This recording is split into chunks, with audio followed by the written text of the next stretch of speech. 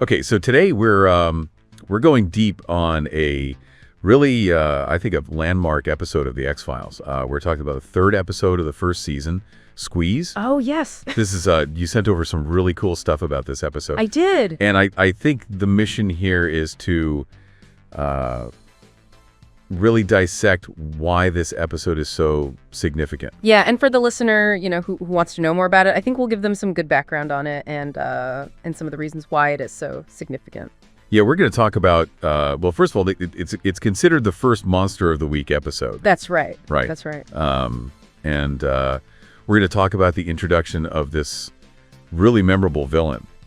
We're going to talk about how the relationship between Mulder and Scully really started to solidify here. Absolutely. And then we'll talk about the reception and the legacy of this episode. Mm-hmm.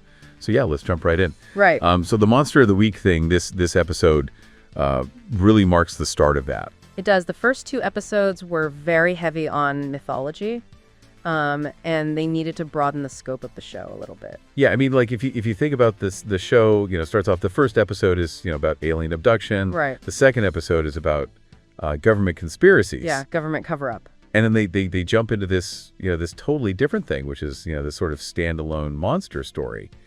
And this was, I guess, a conscious decision by Chris Carter. Yeah, he's on record as saying that, they needed to broaden it and to keep people engaged. Yeah, and I think it really opened up the possibilities for the show. Absolutely. It really did. It gave them a lot more freedom. They could bring in folklore, they could bring in urban legends, there was a lot more to play with. Yeah, I mean, like some people say that the X-Files is, like a modern folklore kind of a show. Absolutely. Yeah. And so this really, I think this episode really kind of embraces that. So let's talk about the monster. Eugene Victor Tooms. Oh, yeah. Doug Hutchison plays this guy, and it is a terrifying performance. Oh, absolutely, yeah. I mean, he is truly creepy. Oh, super creepy. And there's a number of reasons for that. One, he's got this ability to contort his body in ways that a human just shouldn't be able to. Yes. He can fit through like tiny little spaces. Yeah. The image of him squeezing through that air vent is burned into a lot of people's minds. Oh, yeah. And he comes up on the chimney? On the chimney? Yeah. I mean, you feel safe in your home. You feel safe in your office. And here's this guy that can just get in anywhere. Yeah, he can just bypass any security measure you have. Yeah. Just by squeezing his body. And he eats livers. He does. He eats human livers.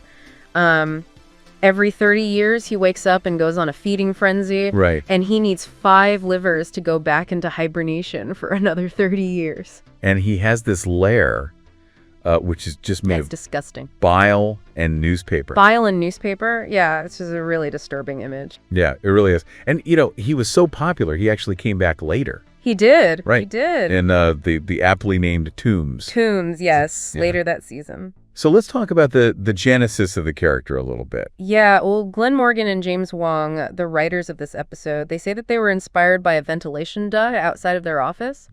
Really? Yeah, they were just kind of joking around about if someone could fit through there, and the idea just kind of grew from there. So they were just looking around their office for inspiration, and there it was. There it was, that little vent. But they also drew on some real-life inspiration, too. Serial killers like Jack the Ripper and Richard Ramirez. The really scary ones. Yeah, the mysterious ones that are hard to catch. Right. And so they wanted to create a villain that had that kind of a mystique. And so they kind of took those real-life inspiration, they kind of X-Filesified them. Right. Amped it up a notch. Yeah. So okay. So the liver eating thing, I'm fascinated by this whole thing. Apparently, Chris Carter got the idea from eating foie gras. He did. Like, really, foie gras. Yeah. Apparently, he was having dinner with somebody, and they ordered foie gras, and he was like, that would be kind of creepy. Yeah, so he went from, this fancy French cuisine to a monster eating livers. Exactly, yeah. So, and then the writers, were asked, why the liver, why not the heart or the lungs or something else? Right. And it's because it's more fun. More fun. It's more fun to eat a liver, I guess. So, Doug Hutchison, he was almost not cast as Tooms because they thought he was too young. Too young. But then he did this audition. And he just went crazy. He got really intense and really creepy. And they were like, okay, this guy's got it. Yeah, he had that intensity that they were looking for. Right. And he said that he was inspired by Anthony Hopkins' performance as Hannibal Lecter. Yeah, the stillness and the intensity. You can definitely see that in his performance. Yeah, the quiet menace that Hopkins brings to that role. Absolutely. So let's get into the actual case now that unfolds and Squeeze.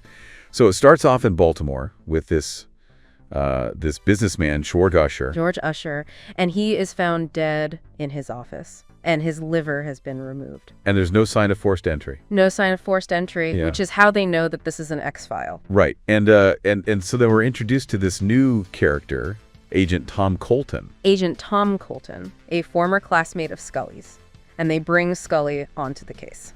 Now, Colton is interesting because he is presented as this kind of counterpoint to Mulder. Absolutely. He's very by the book, very much a skeptic. He doesn't buy into any of this paranormal stuff. He believes in evidence and procedure. Yeah. Tangible proof. So Mulder, of course, he's right on it. He's like, oh, there's got to be an X-file for this. It was similar cases from the past. That's right. There was one in 1903, one in 1933, one in 1963. All the same MO. Liver is missing. Right. No sign of forced entry. Yeah. And he finds this weird fingerprint. Yes. That elongated fingerprint. Yeah, it's like stressed out. It looks like a normal fingerprint that's just been kind of pulled. Right.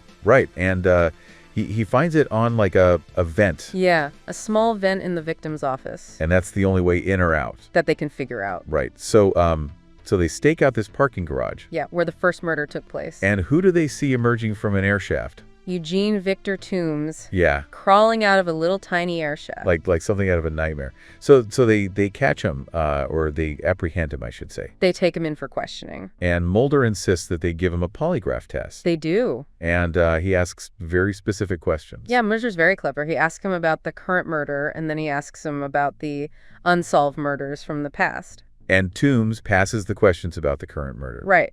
But fails the questions about the past murders. Yeah. So what does Colton do? He lets him go. He does. He's like, oh, well, he passed the polygraph, so we have to let him go. We can't hold him. It's like, come on, the guy's a liver-eating monster. But Colton's a stickler for the rules. Yeah, so Mulder, being the brilliant investigator that he is, he uses this new technology. Digital enhancement. Yeah, it's like 1993, this was like cutting edge. Very high tech. Yeah, so he enhances Toombs' fingerprints, and he shows that they match perfectly. To that elongated fingerprint. Yeah, so he has his proof now. But of course, it's too late because what happens... Toombs kills again. Yeah, he kills this guy, Thomas Warner. And he goes down the chimney to do it. Oh, yeah. That scene is so creepy. It's claustrophobic. The sound effects they use are just like... I know they make it sound like his bones are breaking as he's squeezing down there. Yeah, it's very effective. It's so disturbing. So now they have to really figure out how to stop this guy because he's clearly, he's escalating. So Mulder and Scully, they go to visit this retired detective, Frank Briggs. Yeah, he worked the case back in 1933. Right. And he gives them some really crucial information. Well, he shows them these photos. Yes, photos of Toombs from back in 1933. And he hasn't aged a day. Not a day. It's the same Toombs. Right, so this guy's been around for a long time. And Briggs tells them where Toombs used to live. Yeah, an abandoned building. And they go there, and what do they find? They find his nest. This disgusting lair? Yeah, made of bile and newspaper, and it's full of these creepy trophies. From his victims. From his victims over the years. Little bits and pieces that he's collected. And one of those trophies is Scully's necklace. Yes, he took Scully's necklace, which is creepy on a whole other level. Yeah, it's like a very personal violation. It's like he's marking her. He is. He's definitely marking her. So they're getting close. They know where he is. They know what he's doing. But then Colton pulls them off the case. He does. Or pulls them off surveillance. Yeah, he pulls them off surveillance. And this leads to that terrifying scene where Toombs attacks Scully in her apartment. Oh, yes. He cuts the phone line. Yeah. And he comes in through a vent in the floor. Yeah. It's a very effective scene. Very scared. I mean, you're just like waiting for Mulder to show up and save her. Yeah. And he does, thankfully. Just in time.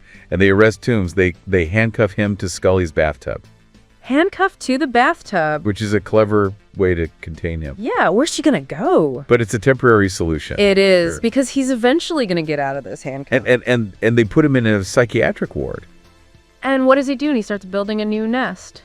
Yeah, with newspaper. Out of newspapers. Yeah, so it's like the cycle is continuing. Right. And then Scully comes to Mulder, and she's got the medical reports. And she's like, Mulder, I can't explain it. This guy's a genetic anomaly. You got weird bones, weird muscles. His metabolism is all messed up. Yeah. He's basically not human.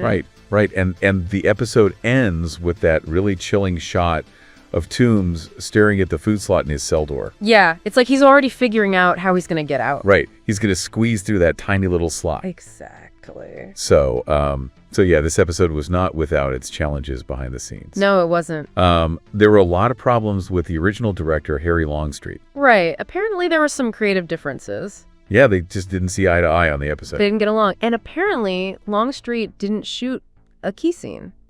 Really? Yeah, they had to go back and reshoot it with a different director. Wow, so that must have been a headache. Oh, yeah. So they brought in James Wong and Michael Cattleman to do the reshoots. Right. And apparently Doug Hutchison also had problems with Longstreet. He did not like him. He thought he was ridiculous. Yeah, and even David Duchovny apparently disagreed with his vision of Mulder. That's right. He thought he was taking the character in the wrong direction. So it sounds like there was a lot of tension on set. Oh, yeah. And Gwen Morgan, one of the writers, has said that the episode was really saved in post-production. Really? Yeah, so they had to do a lot of work in the editing room to make it work. Wow. So it's amazing that it turned out as good as it did. It is. So how did they do the special effects? Because, I mean, the squeezing through the vents and stuff like that is really convincing. Yeah, they hired a contortionist. Her name was Pepper. Pepper. Yeah, she was really amazing. She could fit her body into all sorts of crazy positions. So they used a combination of her and CGI? Right. They used CGI to elongate her fingers and stuff like that. Yeah. And the chimney scene, they made the chimney look narrower than it actually was. Yeah, they used forced perspective and camera angles. Right. And the sound effects are really important in that scene, too. Like you said, the bones breaking and the cracking. Yeah, it's very visceral. Yeah, it makes you feel it. And what about the scene where he comes up through the floorboards in Scully's apartment? They shot Doug Hutchison separately against a blue screen, and then they digitally added him into the scene. Really? Yeah. It's a pretty simple effect, but it works really well. Yeah, it's very effective. So yeah, Squeeze is a really important episode for a lot of reasons. It established the Monster of the Week format, which, as we said, really opened up the possibilities for the show. Right.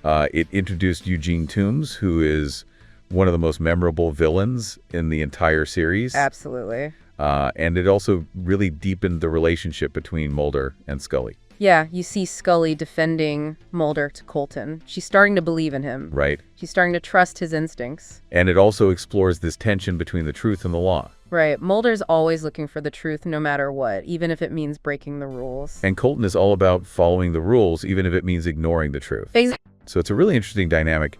And the episode was a critical and commercial success. Oh, yeah. It was a huge hit. Yeah, it really helped to put the X-Files on the map. It did. It showed people what the show could be. Yeah, and Doug Hutchison's performance was praised by everyone. Oh, yeah, he was amazing. Yeah, he was really scary. And he's gone on to have a great career playing creepy characters. Yeah, he's kind of typecast now. He is, but he's good at it. He is. So no complaints. Yeah, so it's amazing to think that some people initially thought the premise was ridiculous. I know, right? Now it's considered a classic. It is. One of the best episodes of the X-Files ever. Absolutely. So Squeeze even inspired a young adult novelization. Yeah. Did you know that? I did not know that. Yeah. And an episode of the TV show Sanctuary.